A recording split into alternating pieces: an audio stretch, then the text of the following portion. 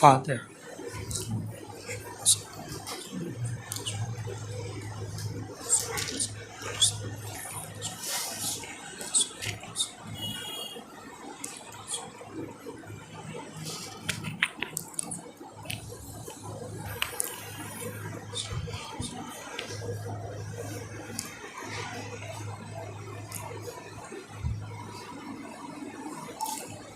ला हौला वला कुव्वता इल्ला बिल्लाहिल अलिय्यिल अज़ीम। अऊज़ु बिल्लाहि मिनश शैतानिर लईनिर रजीम। बिस्मिल्लाहिर रहमानिर रहीम। अल्हम्दुलिल्लाहिल्लज़ी ला तुदरिकुहुश शवाहिद वला तहवीहिल मशाहिद वला तराहुन नवादिर वला तहजुबुहुस सवातिर। लैसा लिअव्वलियतिही इब्तिदा वला लिअज़लियतिही इन्क़िज़ा। वल अव्वलु वलम यज़ल वल बाक़ी बिला अजल। ला यशग़लुहु शान वला युग़य्यिरुहु ज़मान वला यहवीहि मकान वला यसिफ़ुहु लिसान। सुम्मस्सलातु वस्सलामु अला सय्यिदिना व मौलाना अबिल क़ासिम मुहम्मद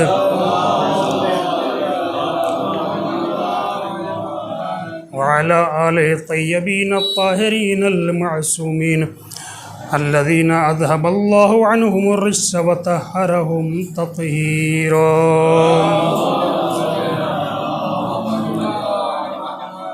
लअनतुल्लाहि अला अअदाइहि मजमईन मिनल आन इला क़यामि यौमिद्दीन। अम्मा बअद फ़क़द क़ाल रसूलुल्लाहि सल्लल्लाहु अलैहि व आलिहि वसल्लम। बिस्मिल्लाहिर रहमानिर रहीम। इन्ना लिक़त्लिल हुसैन हरारतन फ़ी क़ुलूबिल मुअमिनीन ला तबरुदु अबदा। सल्लल्लाहु अलैहि मुहम्मद।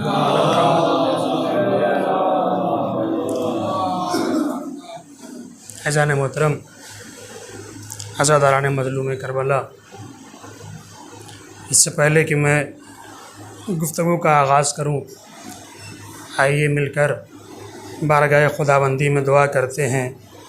परवरदिगार आलम हम सब को सही से मारिफत के साथ अज़ादारी करने की तौफ़ीक़ अता फ़रमा। हम इस तरीके से अज़ादारी करें कि खुदा, रसूल, अहले बैत हमसे राज़ी हों। इस माह अज़ा में हमसे कोई ऐसी गलती न हो जो बीबी या अहले बैत की नारज़ायती का सबब बने। वारिस करबला इमाम ज़माना ज़हूर में ताजील फ़रमा। हम सब को उनके आवान में शुमार फ़रमा। अज़ान मोहतरम, माह मुहर्रम का चाँद फ़लक पे नमूदार हो गया। आज पहली मुहर्रम है। अज़ा खाने सजा दिए गए, परचम नस्ब कर दिए गए। काले कपड़े पहनकर हम मौला का गम मनाने के लिए आमादा हो गए।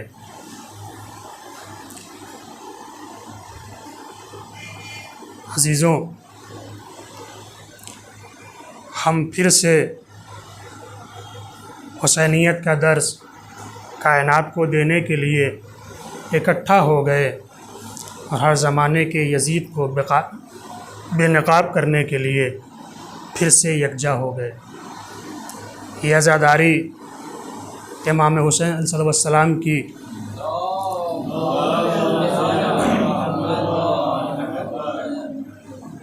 जो इमाम रसूल के नवासे हैं, अली व फ़ातिमा के दुलारे हैं, ये अज़ादारी मौला हुसैन की है, जिनके बारे में पैगम्बर अकरम ने मुतअद्दिद अहादीस इरशाद फरमाई है, जिन्हें मुसलमानों ने अपनी मोतबर किताबों में तहरीर किया है। जैसे हुसैन मिन्नी व अना मिनल हुसैन, अहब्बल्लाहु मन अहब्ब हुसैना व अबग़ज़ल्लाहु मन अबग़ज़ हुसैना, हाज़ा हुसैनुन फ़ारिफ़ू अल हसन वल हुसैन सय्यदा शबाब अहलिल जन्ना। जिस हुसैन को कुरान की ज़बान में सूरह वल फज्र भी कहा जाता है, या अय्यतुन नफ्सुल मुतमइन्ना भी बयान किया जाता है। अज़ीज़ों, गौर करें, ये जो बुज़ुर्गान यहाँ तशरीफ़ फरमा है, ये मुझसे ज़्यादा इस बारे में मालूमात रखते हैं, तजर्बा रखते हैं। गौर कीजिएगा, आज़ादारी एक बहुत बड़ी नेमत है। आज़ादारी बहुत बड़ी नेमत है और खुदा का शुक्र अदा करें कि खुदा ने ये नेमत हमें अता की है। इस नेमत की कद्र करें, इस नेमत की इज़्ज़त करें, इस नेमत की अज़मत को समझें, इसकी कद्र व मंज़िलत को दर्क करें। ये आज़ादारी हम तक कैसे आई है, ये बुज़ुर्गान मुझसे ज़्यादा जानते हैं। कितनी ज़हमतों से हम तक पहुँची है, इसको समझें, अपने बच्चों को बताएं, समझाएं, ताकि ये बच्चे इसी आज़ादारी के साए में परवान चढ़ें। बाज़ औक़ात जब कोई नेमत हमें बराबर मिलती रहती है तो हम उसकी अज़मत नहीं समझ पाते, उसकी अहमियत को दर्क नहीं कर पाते। जब वो नेमत ख़त्म हो जाती है, छिन जाती है, तो फिर हमें समझ में आता है हमारे पास क्या नेमत थी, हमने क्या खोया है, हमने उससे कितना फ़ायदा उठाया है। जब रोज़ क़यामत उस नेमत को समझेंगे तो फिर फ़ायदा क्या है।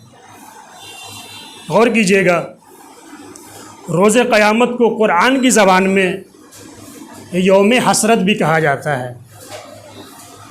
वअन्ज़िरहुम यौमुल हसरा इज़ क़ुज़ियल अम्र। रोज़ हसरत क्यों कहा जाता है क़यामत को? गौर कीजिएगा, यानी रोज़ क़यामत एक ऐसा दिन है जिस दिन सारे लोग तमन्ना करेंगे, आरज़ू करेंगे, हसरत करेंगे, ऐ काश, ऐ काश, ऐ काश ये कर लिया होता, ऐ काश वो कर लिया होता, ऐ काश ये हो गया होता। हर इंसान उस दिन हसरत करेगा। अब हर इंसान जब कहा है तो इसमें मोमिन भी आ जाएंगे, गैर मोमिन भी आ जाएंगे, अच्छे काम करने वाले भी आ जाएंगे, बुरे काम करने वाले भी आ जाएंगे। तो हो सकता है किसी के जहन में ये सवाल आए, जो बुरा काम किए है, जब रोज़ क़यामत अपने आमाल को देखेगा तो कहेगा ऐ काश मैंने ये वाला काम न किया होता, अच्छा काम कर लिया होता। जो गैर मोमिन होगा वो देखेगा तो ये सोचेगा, आरज़ू करेगा, ऐ काश मैंने ये काम किया होता, ये काम नहीं किया होता। लेकिन अच्छे काम करने वाला भी तमन्ना करेगा। इसका क्या मतलब है? तो इसका मतलब ये है, अच्छे काम करने वाला जब रोज़े क़यामत अपने अच्छे काम को देखेगा, उसका फ़ायदा देखेगा, उसकी मंज़िलत को समझेगा, तब कहेगा ऐ काश मैंने एक अच्छा काम किया था, दो अच्छा काम कर लिया होता। मैं रोज़ाना फ़कीर को 1 रुपया दिया करता था, ऐ काश 2 रुपया दे दिया करता। मैं रोज़ाना 1 फ़कीर की मदद किया करता था, ऐ काश 10 फ़कीर की मदद कर दिया करता। यही हाल आज़ादारों का उस रोज़ होगा। जब उस रोज़ आज़ादारी की अज़मत वाज़े होगी, तब आज़ादार कहेगा ऐ काश आज़ादारी को और खुलूस से अंजाम दिया होता, ऐ काश मजलिस में और शौक़ से गए होते, ऐ काश मजलिस में और खुलूस से शिरकत किया होता, ऐ काश सिर्फ मातम करने के अलावा आज़ादारी के मकसद को भी दर्क किया होता। सल्लल्लाहु अलैहि व मोहम्मद व आले मोहम्मद।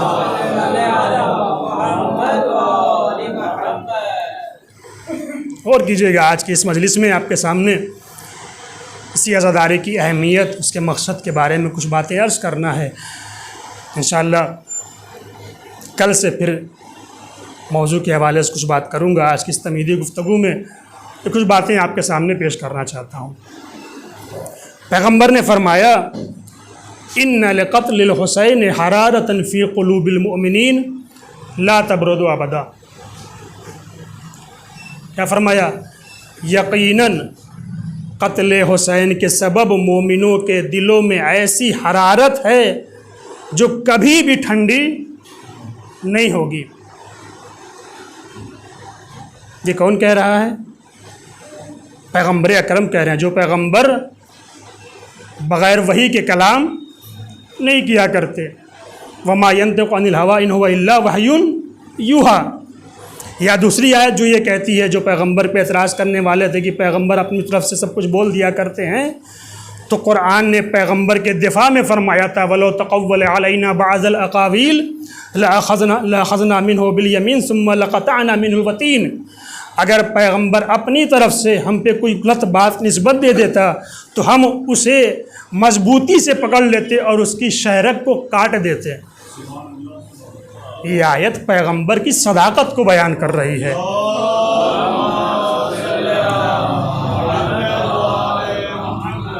ये आयत पैगम्बर की ज़बान की सदाकत को बयान कर रही है।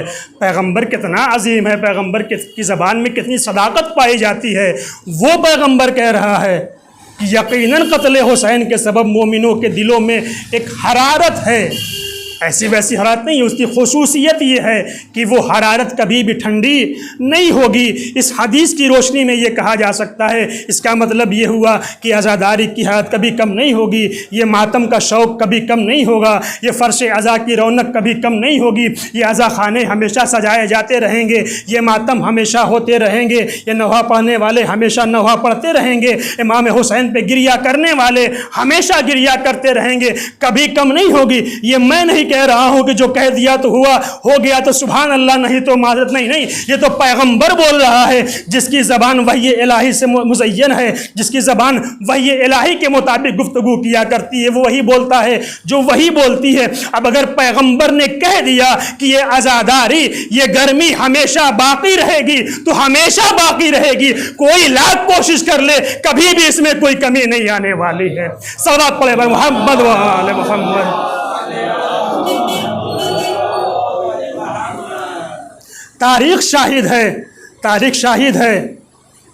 दीवारों में हमको चुनवाया गया, गारे हमारे खून से बनाए गए, माओ की गोदियों में बच्चों को कत्ल किया गया, कब्रों को वीरान किया गया, कब्रों पे पानी फेर दिया गया, कब्रों पे पानी बहा दिया गया। क्यों? ताकि ये मिट जाए, ये आज़ादारी मिट जाए, ये आज़ादार मिट जाए, ये सब कुछ ख़त्म हो जाए। लेकिन सबने देखा है, सियासतदान अपनी सियासत की गर्मी आजमा के देख चुके, हुकूमत करने वाले अपनी हुकूमत की गर्मी आजमा के देख चुके, दौलतमंद अपने दौलत की गर्मी आजमा के देख चुके, हत्ता जुल्मो जौर अपने जुल्मो जौर की गर्मी आजमा के देख चुके, तीरो तलवार अपनी धार की गर्मी आजमा के देख चुके। सबकी गर्मी ठंडी हो गई, गमे हुसैन की गर्मी आज भी बाकी है, कयामत तक बाकी रहेगी।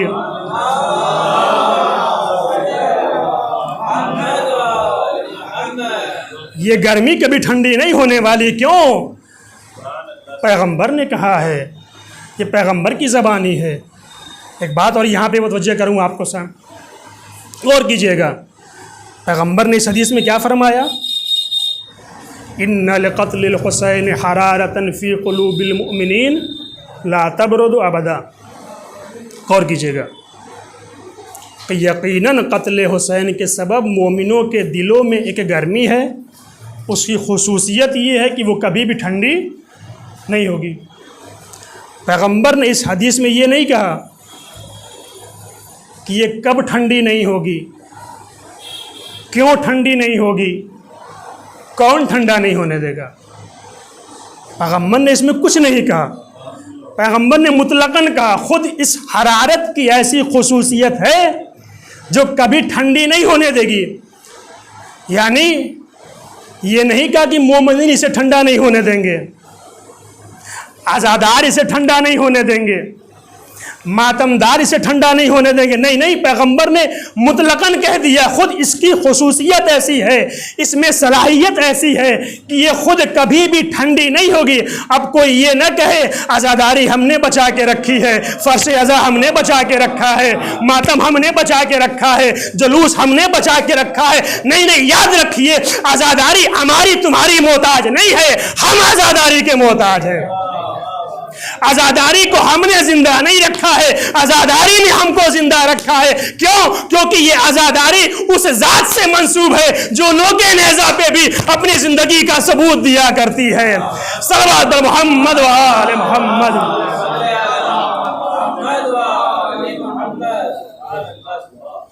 और किया आपने? ये इस आज़ादारी की अज़मत है जो मैंने इस हदीस की रोशनी में आपके सामने पेश की। जहाँ इस आज़ादारी की अज़मत है, मंजिलत है, वहीं इस आज़ादारी के कुछ मकासिद भी हैं। यहाँ से गौर कीजिएगा, इसके मकासिद क्या हैं?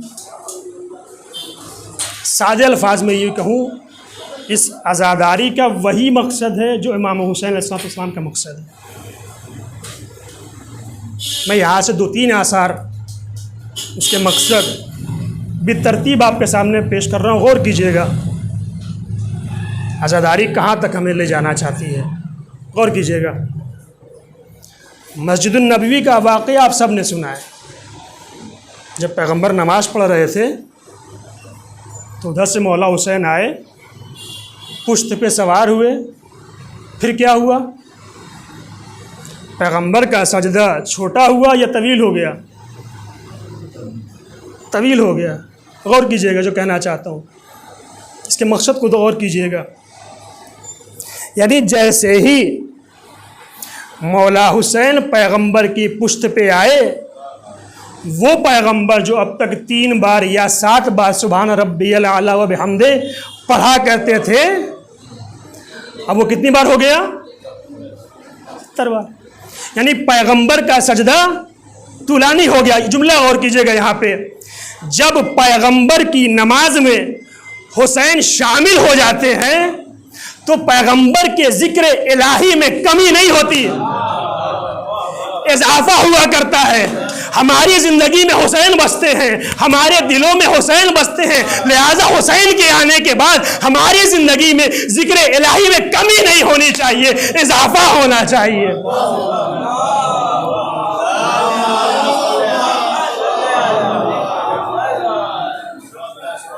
और किया आपने ये पहला मरहला। दूसरा मरहला आपको लेके जाऊँ, गौर कीजिएगा मकसद पे। अबू समामा सैदावी, मौला के सहाबी, मौला के नासिर मददगार, जो करबला में शहीद हुए, मौला के साथ थे। इशारा कर रहा हूँ, गौर कीजिएगा। रोज़े आशूर वक्त ज़ुहूर हुआ, अबू समामा सैदावी आए, मौला नमाज का वक्त हो गया है।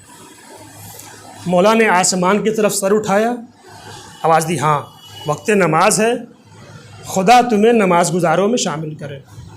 यही कहा था ना। आपसे पूछता हूँ, क्या मौला को पता नहीं था कि वक्त नमाज हो गया है? गौर कीजिएगा, मकसद आज़ादारी क्या बोले जाना चाहता हूँ आप तक। क्या मौला को नहीं पता था वक्त नमाज हो गया है? हर कोई कहेगा यकीनन पता था कि वक्त नमाज हो गया है। फिर ये क्या माजरा है कि इमाम का सहाबी, इमाम का नासिर मददगार आके मौला से कह रहा है, मौला वक्त नमाज हो गया है। जब इसकी वजह में जाएंगे तो शायद एक वजह जो मैंने समझी वो आपके सामने पेश कर रहा हूं, और कीजिएगा। मौला करबला के मैदान से अपने सहाबियों को पहचानवाना चाहते हैं।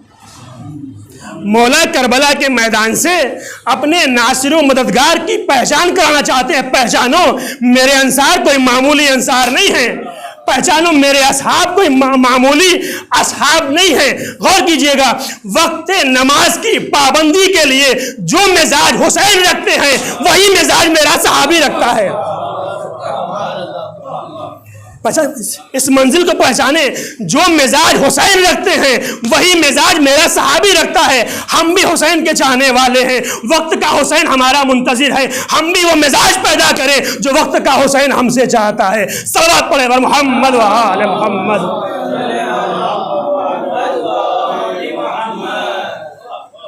गौर कीजिएगा, तो मिजाज हमें पैदा करना होगा वक्त के हुसैन के लिए। वो मिजाज कहाँ से मिलेगा? इसी फर्श आज़ाए हुसैन से मिलेगा। एक बात यहाँ अर्ज़ कर रहा हूँ, गौर कीजिएगा, ब्रैकेट में अर्ज़ कर रहा हूँ। मजलिस सिर्फ मालूमात का ज़रिया नहीं है,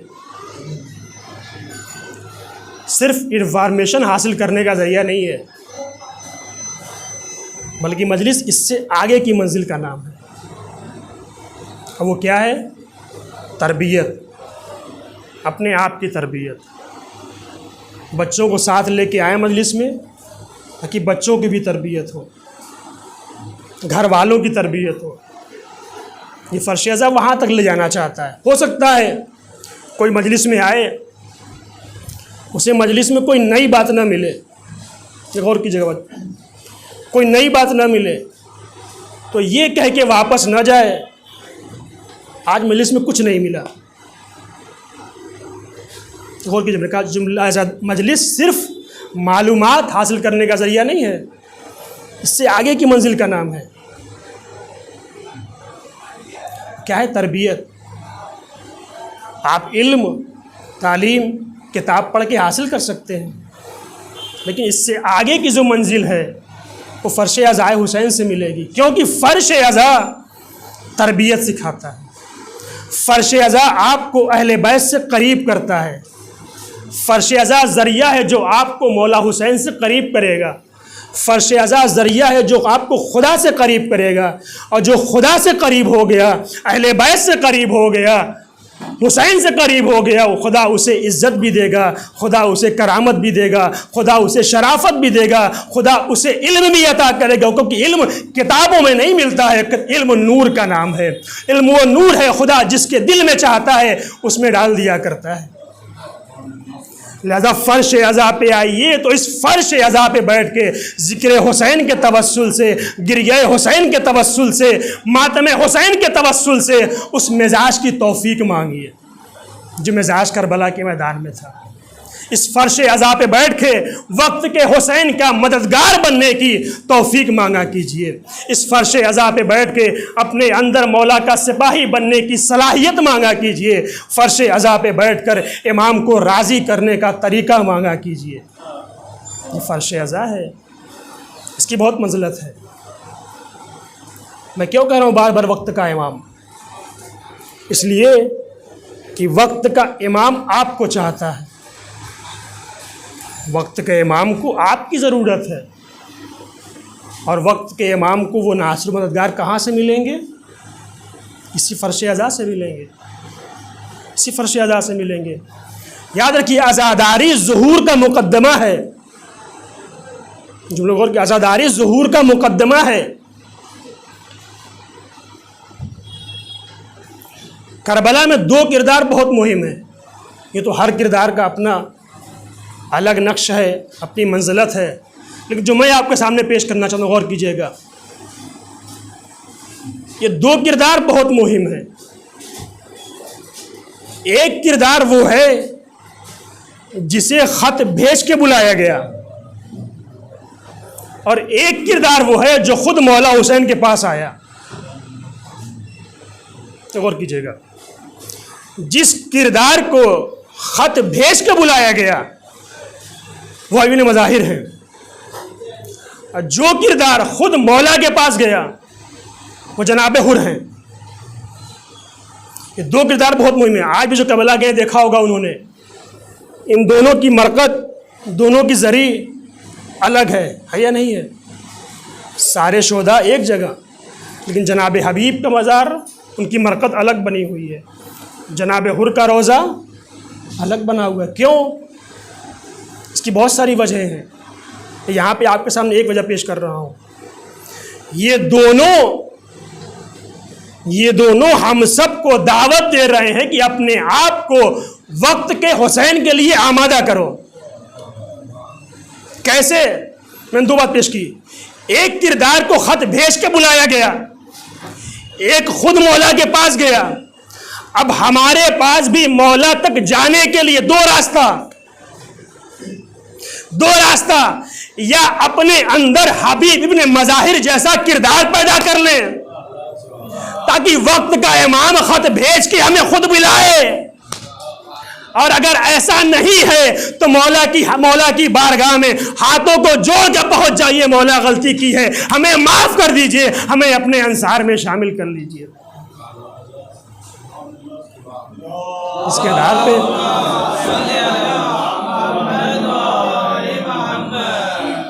आधार पे गौर कीजिए। या अपने अंदर वैसा किरदार पैदा करें कि इमाम ख़ुद ख़त भेज के हमें पास बुलाएं। अगर ऐसा नहीं है तो हाथों को जोड़ के सर झुका के मौला के पास पहुँचे, मौला माफ़ कीजिए, हमें वो सलाहियत दीजिए कि हम आपके नासुर मददगार बन सकें। ये फ़र्श अज़ा यही सिखाता है। वक्त के हुसैन के लिए तैयार रहो, मददगार बनो। आखिरी बात, हमने इस माह अज़ा में आज़ादारी करके, मातम करके, जुलूस निकाल के, गिरियो मातम करके, नौहा पढ़ के कायनात को बताया है कि हुसैन क्या हैं। आज कायनात का हर इंसान मौला हुसैन को जानता है, करबला को जानता है। करबला जुल्म व जौर के ख़िलाफ़ जंग का नाम है, करबला मज़लूम की हिमायत का नाम है, करबला जालिम की मुखालफत का नाम है। गौर कीजिए, हमने सिर्फ जुलूस के ज़रिए से कायनात को बताया है, तो कायनात कह रही है करबला जुल्म व जौर के ख़िलाफ़ जंग का नाम है, करबला मज़लूम की हिमायत का नाम है, करबला जालिम की मुखालफत का नाम है। अगर हम सब ने वाकई करबलाई किरदार अपना लिया, अगर हम सब ने वाकई करबलाई हौसला पैदा कर लिया, अगर हम सब ने वाकई करबलाई जज्बा पैदा कर लिया, तो वो दिन दूर नहीं है जब वारिस से करबला ज़हूर करेगा और कायनात को अदल व इंसाफ से पुर करके हम सबको एक नया निज़ाम पेश करेगा।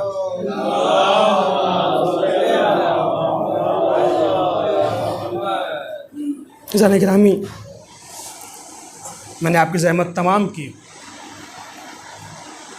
ये आज़ादारी, इसकी अज़मत को दरक करें, इसकी अहमियत को समझें, इसके मकासद को दर्क करके अपने आप को आमादा करें।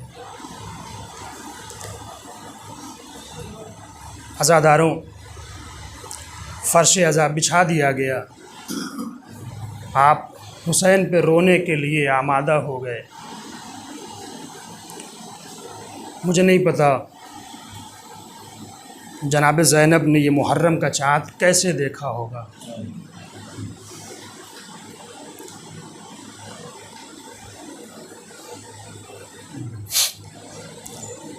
अज़ादारों, आज भी आपने फ़र्श अज़ा बिछाई है, यकीनन आपको इसका अज्र मिलेगा, यकीनन शहज़ादी आपको जज़ा देंगी।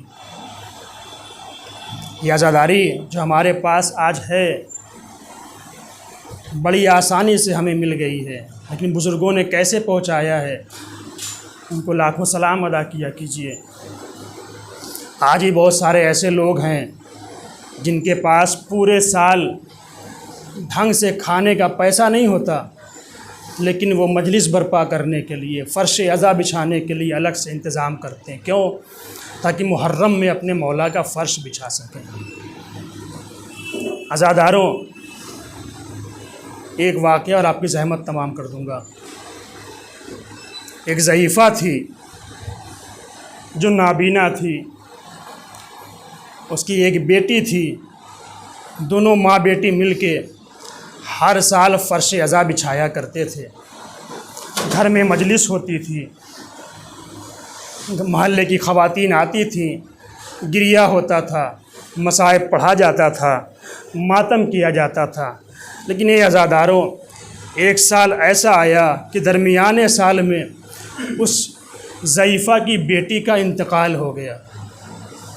उस ज़ईफ़ा की बेटी का इंतकाल हो गया। वो अकेली हो गई, वो फ़िक्र में पड़ गई, अब तो मेरी बेटी चली गई, अब जब माह मुहर्रम आएगा तो मैं फ़र्श अज़ा कैसे बिछाऊँगी।